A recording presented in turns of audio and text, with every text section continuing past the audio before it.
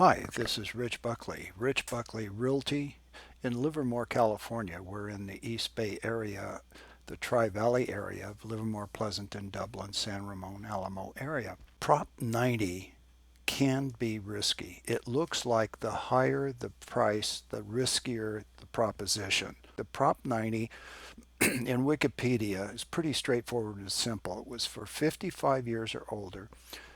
You sell a home, and if you buy a home that is equal or lesser in value than the original property in a other participating county, you buy a replacement dwelling that you carry forward your assessment base into the new county where you go if they're participating. It's voluntary to that extent. The Shulmans, a recent case still ongoing in California, shows where the system breaks down. Now, he has high price. He was at the high end. He sold a house for millions in Silicon Valley and Santa Clara County.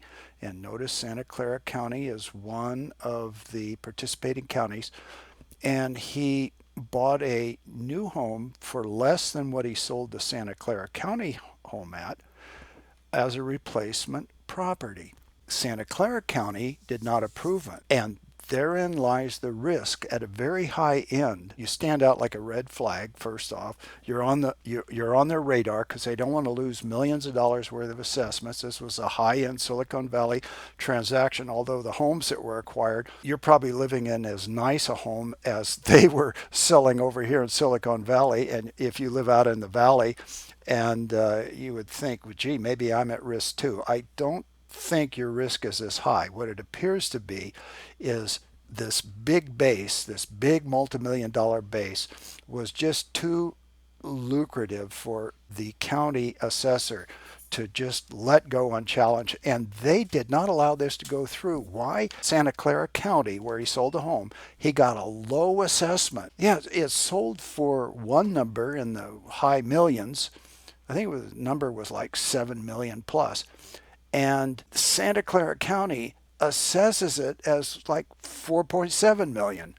So the guy goes out, Shulman goes out and hires an independent appraiser, sets him loose. The guy right on the same street finds multiple sales in above and around the $7 million mark, saying, "Yeah, look, this you should be assessing this at at least a fair market value." And Santa Clara County says, "No, we're not going to do that." That leaves him stuck with a low assessment in Santa Clara County. I think they assessed it for 4.7 million. He's moved into San Mateo County in Atherton, a step up, if you will, in terms of where he wanted to be. His dream home, his forever house.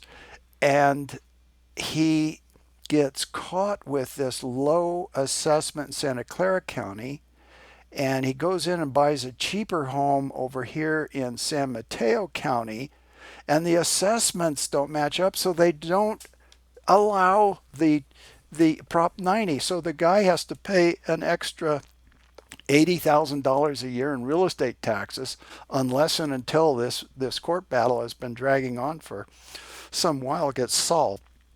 So the higher the price, what's the risk? The higher the price, the riskier Prop 90 becomes, because the assessors will go out of their way to get that money and play games. And that seems to be what's going on. Now, if you're in the $500,000-$600,000 home price category and you sell and you're going through the transfer, there's probably not enough incentive but for the assessor to hire independent appraisers that go all over the state of California, as they did in Shulman's case, to render this artificial value that they hope will stand up in court. And you can bet this is going to court. Shulman is an attorney, and he's not going to stand for this without a battle.